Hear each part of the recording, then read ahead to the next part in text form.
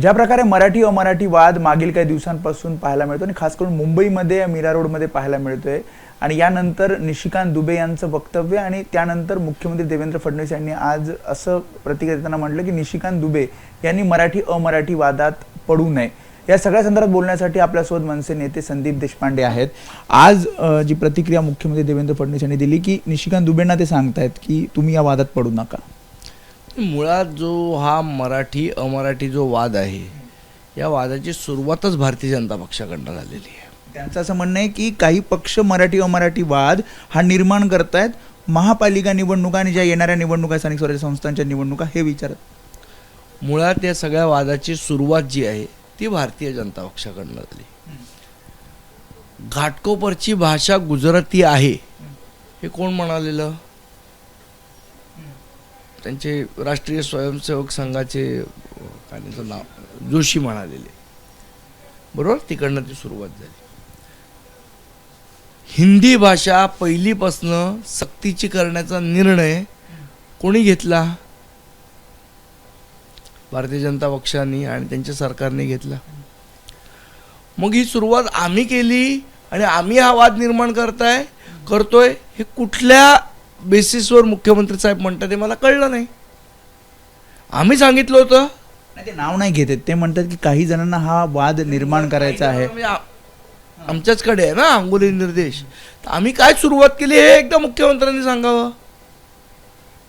बरं, मीरा रोड भाईंदरमध्ये घटना होती दुकानाच्या संदर्भातली, तर मराठीत त्यानंतर व्यापाऱ्यांचा मोर्चा काढणारे कोण होते?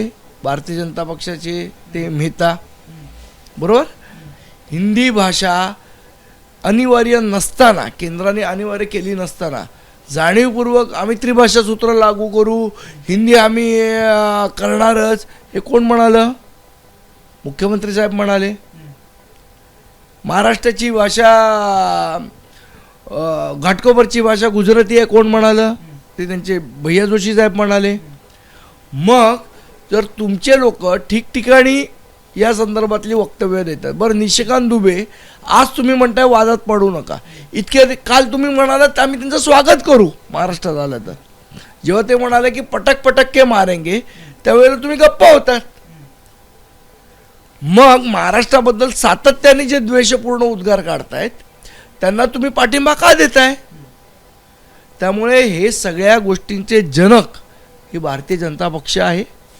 येणाऱ्या महानगरपालिका निवडणुकीमध्ये परप्रांतीयांची मतं एकगठ्ठा आपल्याला मिळावीत यासाठी भारतीय जनता पक्षाने खेळलेली खेळी आहे असं तेही म्हणतायत की मुंबई महापालिका निवडणुकीचा विचार करता की काही जण हा वाद निर्माण करू इच्छित आहेत, त्या वादात आता कोणी पडू नये। बघा विधानजी, अनेक वर्षांपासून मराठी अमराठी राहतात इथे। आम्ही सुरुवात केली का?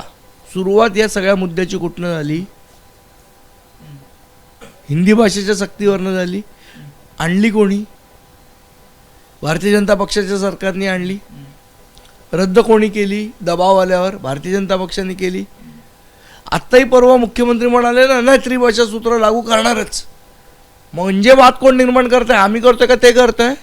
तुम्ही काय त्यांना सांगाल आता या सगळ्या प्रतिक्रिया? नाही, मला असं वाटतं मुंबईमध्ये शांततेचं वातावरण, असा कुठला वाद नाहीये।